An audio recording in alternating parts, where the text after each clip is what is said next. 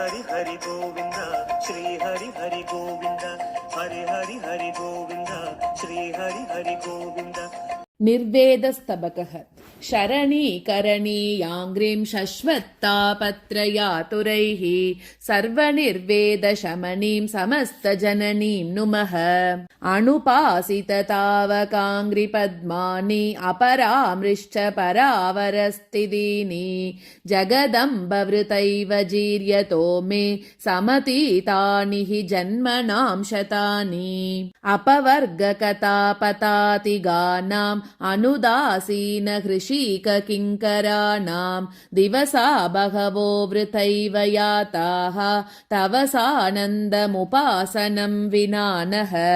अवतीरित साधु सङ्गमानाम् अपचारेषु च बद्धकङ्कणानां कथमन्यतमं कृपानिधे मां कमले हन्त वृथा कृथा कलानाम्। स्मारं स्मारं मलिनविषयान् मानसं मे वसन्नं चारं चारं प्रतिकलगृहं जातकेदौ च पादौ कारं कारं कुजन विनुतिं क्लेशिता हन्त जिह्वा वारं वारं वनजलनिलये किन्तु विज्ञापयेयम्। विहितमखिलं त्यक्त्वा कृत्वा च गर्हितमन्वहं तदुचितफलान् यत्रा मुत्राप्यहो कलयन्नहं गुणगणनिधे मृत्वा मृत्वा कियन्ति युगानि वा मुरविजयिनो जाये जायेयमस्मि भयातुरः।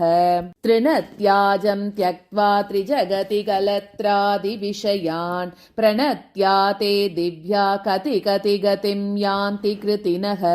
अहं त्वेवं तावत् विषय विषयन्त्रेषु पतितः विषीदन् संसारे विपदवसरे रोधिमिरमे। जननि महति वंशे जन्म लब्धं ततः किं विशदमवगते वा वेदशास्त्रे ततः किं सदसि कथगदर्प साधितो वा ततः किं भवजलधितरेस्त्वं भाविता चेत् न चित्ते। अटित्वा दुर्देशान् सदसि च नटित्वा क्षितिभुजां पठित्वा दीनोक्तिरपि फलमलब्ध्वादिचपलः अपारैर्व्यापारैरलसतनुराराधनमहो भवत्या हित्वाहं बलवदवसीदामि कमले। निरन्तरमरुन्तुतैर्निरयवेदनापादनाद् दुरासतधराभुजाम् अलमपावनैः सेवनैः रमेण नुरमेत मे दुरितमोचकमेचके गणस्तनिमनस्त्वया घटितनर्मणि ब्रह्मणि। जननि हृदवसादं शुष्कनिर्वेदवादं जननि जगदपार्थं शश्वदालम्ब्य धैर्यं शरणमिह भजेयं संश्रितान्यैरजेयं धनुजबिदमुदारं तं भवत्या सदारं। निर्विण्णमब्धिकन्ये निरीक्ष्य मां शीतलैरपाङ्कलवैः अभिषिञ्चसि बलिवञ्चक शरणद्वय शरणवरण साम्राज्ये। इति श्रीमद्वेङ्कटाद्वरि विरचिते श्रीलक्ष्मीसहस्रे निर्वेदस्तबकः।